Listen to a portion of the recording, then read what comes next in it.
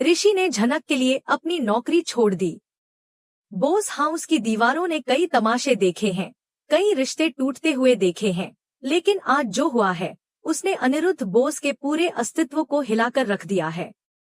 पूरा घर सन्नाटे से भर गया है, एक ऐसा सन्नाटा जो किसी तूफान के आने का नहीं, बल्कि तूफान के गुजरने के बाद की तबाही का गवाह है।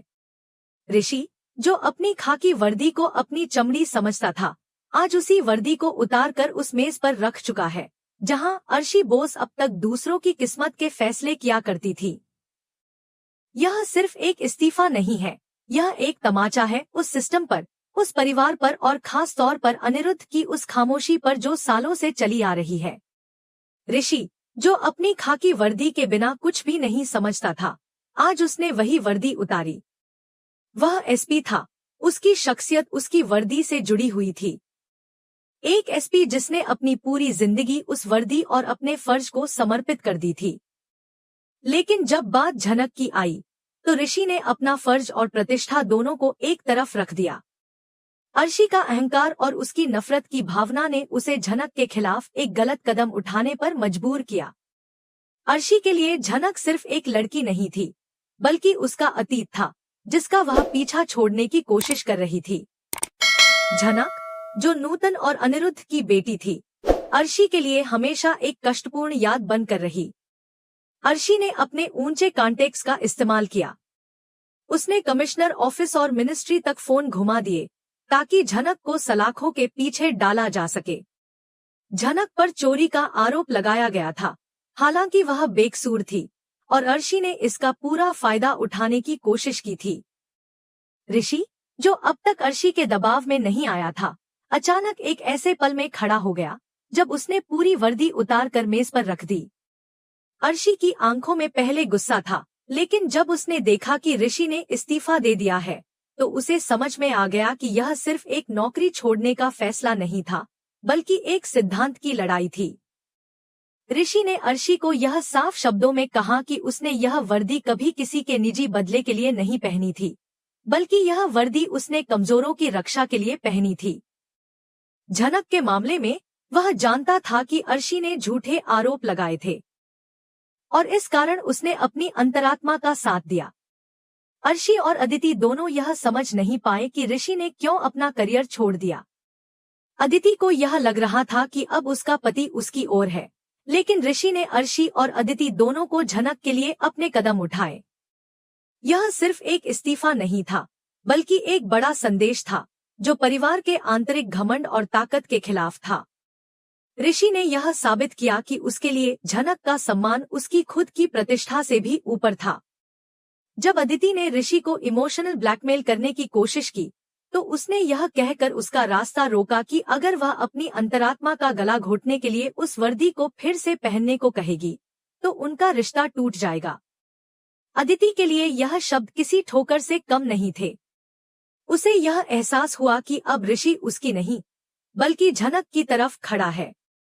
अर्शी ने कोशिश की कि ऋषि को डराकर उसे परिवार के दबाव में ला सके, लेकिन ऋषि ने अपनी बेल्ट और गाड़ी की चाबी को मेज पर रखकर यह साबित कर दिया कि वह अब किसी भी चीज का गुलाम नहीं है।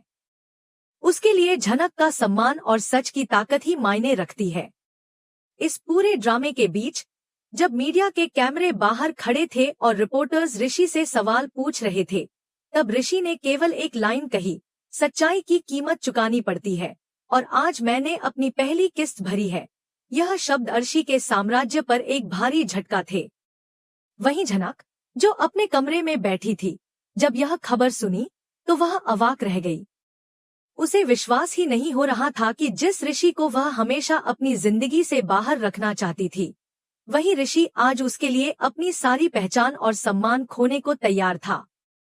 झनक के दिल में गिल्ट की लहर उठी।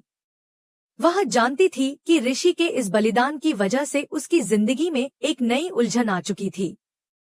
झनक को यह महसूस हुआ कि ऋषि ने उसके लिए जो कुछ भी किया है, वह उसके लिए स्वीकार करना आसान नहीं होगा, लेकिन वह इस एहसान के बोझ को लेकर नहीं जी सकती थी। इसीलिए उसने फैसला किया कि वह अपने पिता अनिरुद्ध बोस के पास जाएगी और यह मामला खत्म करने की कोशिश करेगी। अर्शी ने अब अपने वकील को फोन करके ऋषि का इस्तीफा मंजूर करवाने का आदेश दिया और उसे किसी भी हाल में बर्बाद करने की साजिश शुरू कर दी। लेकिन वह यह नहीं जानती थी कि ऋषि के इस फैसले के बाद वह खुद भी कभी पूर्व जैसी ताकत नहीं पा सकेगी। इस वक्त घर की स्थिति पूरी तरह बदल चुकी थी।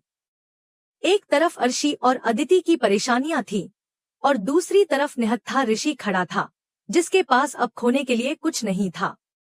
यही कारण था कि वह अब एक साधारण आदमी के रूप में भी किसी से नहीं डरता था। जब ऋषि ने बोस हाउस छोड़ने का फैसला किया तो अदिति ने उसका हाथ पकड़कर उसे रोकने की कोशिश की, लेकिन अब ऋषि की आंखों में कोई सहानुभूति नहीं थी।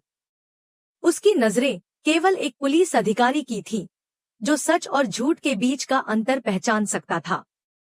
अदिति की यह चाल भी ऋषि ने समझ ली थी और उसने उसे छोड़ते हुए सीधे गेट की ओर बढ़ते हुए कहा कि अब वह झनक के साथ खड़ा है। अर्शी के पैरों में गिरकर अगर ऋषि अपनी नौकरी बचा सकता है तो वह किसी भी हद तक जाएगी।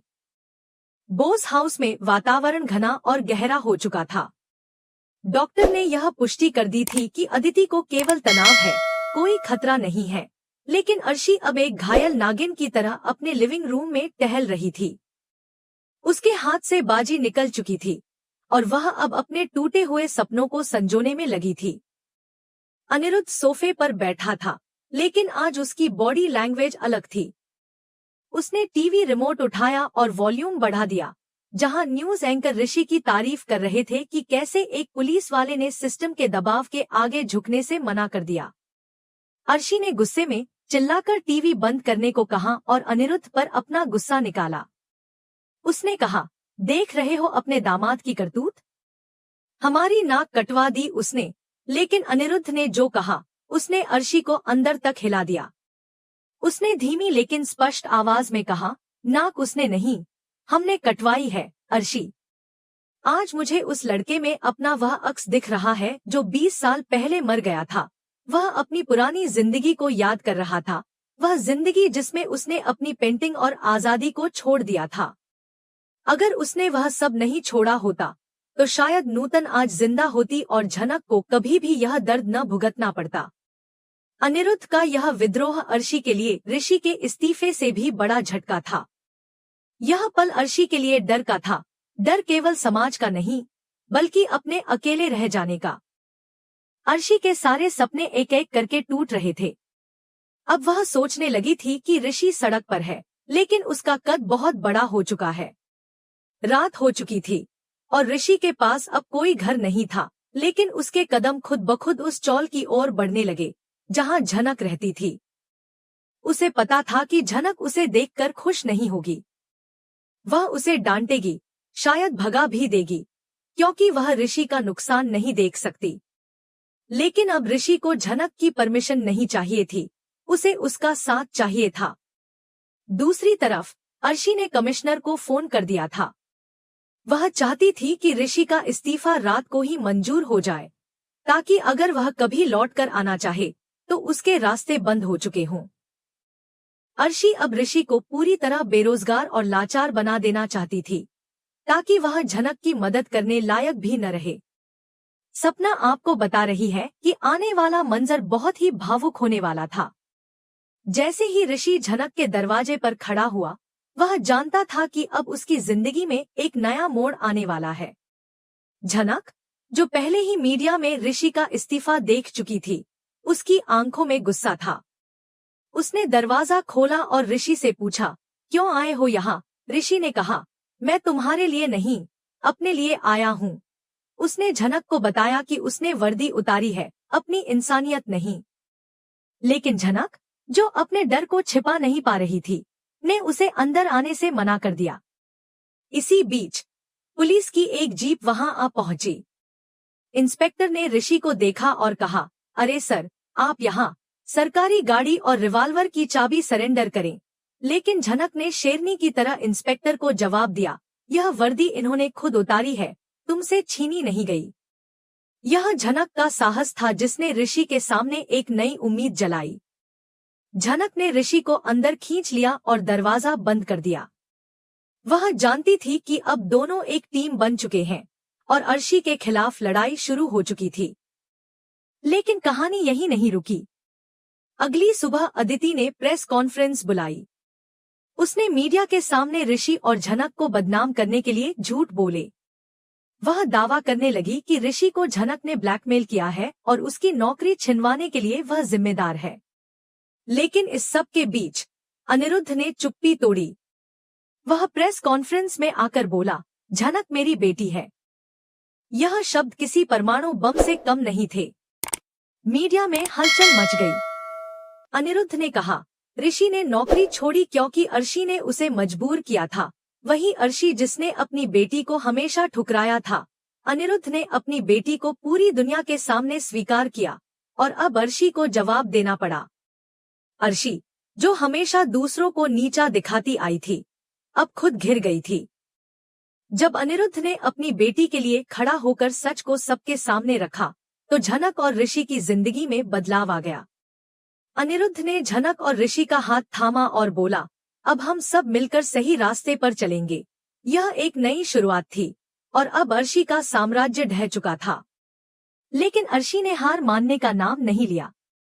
वह अब भी अपनी साजिशें चलाने में जुटी थी, लेकिन अब उसकी हर चाल नाकाम हो रही थी। चोल में झनक और ऋषि का एक नया जीवन शुरू हुआ। अर्शी और अदिति की हार अब निश्चित थी। अनिरुद्ध, जो कभी अपनी बेटी को ठुकरा चुका था, अब उसके लिए अपने परिवार की जिम्मेदारी उठा रहा था। वह झनक और ऋषि के साथ बोस हाउस में लौट आया, लेकिन अब वह घर उनके लिए था जो अपने रिश्तों की कीमत समझते थे।